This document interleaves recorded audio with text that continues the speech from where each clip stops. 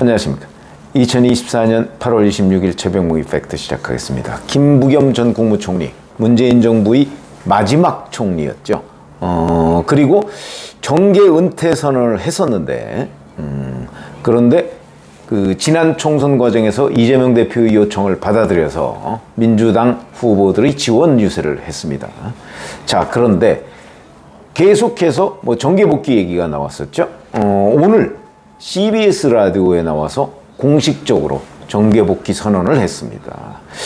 그러니까 라디오의 인터뷰 형식으로 얘기를 했는데, 물론 이제 진행자가 이런저런 뭐 질문을 했고 본인이 답변을 했는데, 뭐 윤석열 대통령이나 뭐 현재의 국회 뭐 이런 부분에 관해서도 답변을 하고요. 그런데 오늘 전체적인 맥락을 보면 앞으로 어떤 정치 활동을 해나갈 것으로 보인다, 뭐 이런 부분이 그림이 좀 그려지는 부분이 있어서 그걸 말씀드리려고 합니다. 우선 윤석열 대통령 부분 관련해서는 대통령 한 분이 총선에서 민의가 보여졌는데도 불구하고 고집대로 국정을 끌고 간다는데 우리가 이게 기대했던 모습이냐? 뭐 그러면서 뭐 거부권을 남용하거나 아니면 뭐 인사에 관해서 여러 가지 잘못된 점이 많다, 뭐 이런 부분을 이제 집중적으로 거론을 했고요. 그 다음에 국회에 대해서도 여야가 국회에서 사실 어떤 생산적인 이야기, 무엇보다 우리 아이들의 미래에 대한 뭐 AI다, 반도체다, 뭐 이런 거를 논의해야 되는데 맨날 싸움만 한다, 뭐 이렇게 약간은 중립지대 비슷한 논평을 했습니다. 그런데 오늘 전체적인 맥락을 보면 민주당과 이재명 대표에 대한 비판에 굉장히 많은 부분을 할애했다. 그래서 제가 비명계로 거듭났다, 이런 말씀을 드리는 겁니다. 자, 우선 최상병 특검법과 관련해서는요, 보통의 민주당원이라면 또는 친명계가 아니라도 이 최상병 특검법에 대해서 집중적으로 빨리 해야 된다, 내지는 한동훈 대표가 뭐 제3자 추천안이 됐든 뭐가 됐든 법안을 내놔야 된다, 뭐 이렇게 주장을 할 법한데, 그게 아니라 공수처가 수사 결과를 빨리 내놔야 된다 그러면서 공수처 수사 결과를 보면 이 정도면 전체적으로 잘 밝혀졌대라고 하면 특검 논의가 좀 사라질 거고, 역시 생각했던 대로 이래가지고는 안 되겠다 싶으면 특검이 필요하겠다 이럴 거고. 근데 이게 언제적 건데 도대체 공수처가 이렇게 오랫동안 질질 끄는지 모르겠다 라는 관점, 이거는 사실은 제가 생각하고 제가 그 유튜브에서 했던 관점하고 별로 다르지 않습니다. 저도 공수처가 빨리 수사 결과를 내놔야 된다. 저는 거기서 한 발 더 나가서 자신 없으면 포기해라, 이렇게까지 제가 말씀드린 적이 있죠. 공수처가 뭐 대통령의 뭐 통화 기록을 확보했다는 등 뭐 어찌 보면 수사의 본질과 상관없는, 이건 정치행위죠. 이건 좀 곤란하다. 그동안 사실은 올 봄에 뭐 이제 이종섭 주 호주 대사가 나가면서부터 뭐 문제가 되기 시작해서 그때부터 이종섭 언제 소환하냐, 그래서 사실 호주 대사 버리고 지금 들어왔던 거 아닙니까? 근데 소환 안 하고 있습니다. 도대체 수사를 그때부터 시작했더라도 지금쯤은 끝나 있을 때가 아닌가 싶은 생각이 들 정도인데, 자신 없으면 수사를 내려놔라. 그리고 공수처가 포기하고 그래 나 특검으로 넘기겠다 이러든가, 질질 끌면서 수사가 뭐 매듭지어지는 것도 아니고 진전도 없고 뭐 이런 김부겸 전 총리의 시각을 그대로 냈다. 그 다음에 또 하나, 이재명 대표하고 그 다음에 친명계가 이제 민주당 지도부를 싹쓸이했다는 부분에 관해서도 비판적 견해를 드러냈습니다.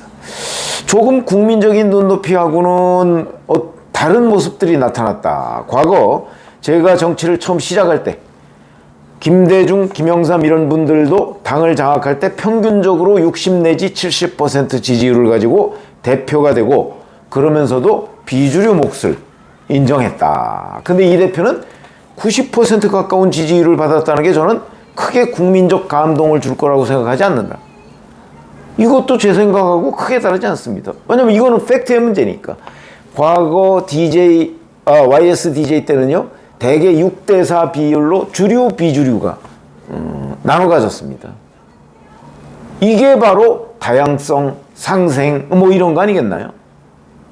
그런데 전당대회 룰 바꾸고 뭐 총선 공천 때 뭐 비명 행사 이를 통해서 90%에 육박하는 지지율을 얻은 것이, 그리고 친명 지도부 뭐 본인이 원하는 사람이 수석 최고위원이 안 될 것 같으니까 집중적으로 공격을 해서 개딸을 동원해서 수석 최고위원을 만들고야 말고 뭐 하는 것들이 이게 사장화 아니냐, 이런 지적을 충분히 받을 수 있을 법한데 김부겸 전 국무총리가 그런 지적을 했다. 그 다음에 민주당이 바로 특검과 탄핵을 남발하는 부분에 관해서도 지적을 했습니다. 민주당은 조금만 안 들면 탄핵 이야기 꺼낸다는 비판을 들어서야 되겠는가. 탄핵은 국민들의 강한 매인데 그게 일상적으로 치면 그 다음에는 어떻게 운영을 하냐. 아마 당사자들도 별로 아프지도 않을 거다. 그러니까 특별할 때 들어야 되는 매인데 늘 들고 있는 매다 이러면 당사자들도 특검, 탄핵 뭐 이런 부분을 우습게 한다, 이런 뜻입니다. 이러니까 국민적인 눈높이를 이재명 대표와 지금 민주당이 못 맞추고 있는 것 아니냐, 이런 지적을 하고 있는 겁니다. 자, 전체적으로 보면 마치 중립지대에 있는 것처럼 합리성을 가진 그 김부겸 전 국무총리의 논평을 보고 있는 겁니다.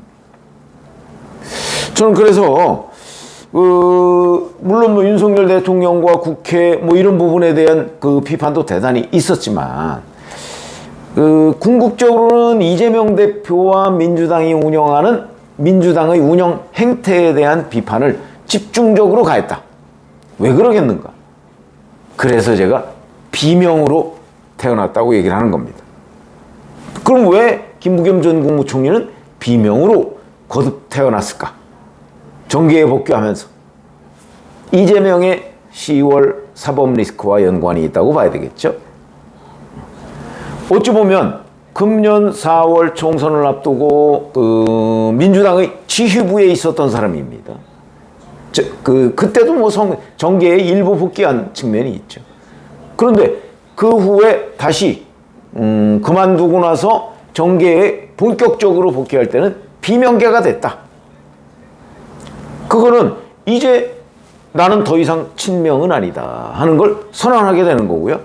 그러면 이 당에서 친명이 아니면 지금까지의 전통적인 관점에서 본다면 아마 개딸들에 의해서 수박으로 공격을 받을 것입니다.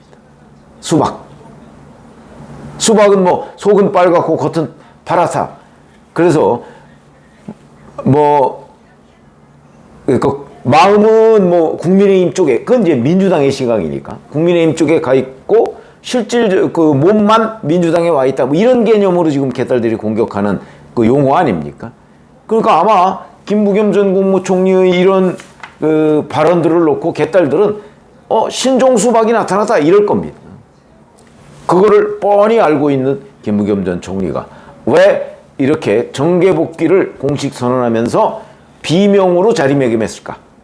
역시 이재명 대표의 대체제, 그걸 염두에 둔 것이다. 전 이렇게 분석을 합니다.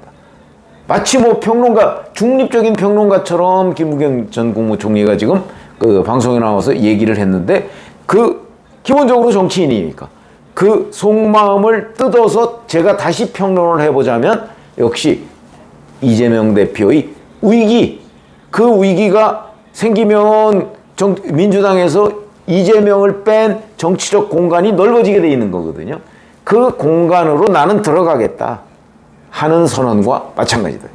이재명 대표의 친명계로 만약에 본인이 자리매김을 하게 된다면 이재명 대표가 사법 리스크를 안았을 때 결국 이재명 대표 사법 리스크를 옹호하는 거 외에 방법이 없는 거 아닙니까?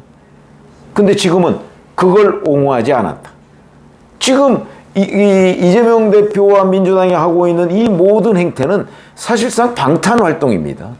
근데 이 방탄 활동에 대해서 집중적으로 김부겸 전 국무총리가 비판적 입장을 취했다 하는 거는 나는 이재명을 방탄하지 않겠다. 그 다음에 이재명이 10월에 또 늦으면 뭐 10월 11월 초까지 만약에 사법 리스크 때문에 흔들릴 때, 그 흔들리면 민주당에 금이 가고 그 정치적 공간이, 친명이 아닌 정치적 공간이 새로 생기는 거거든요.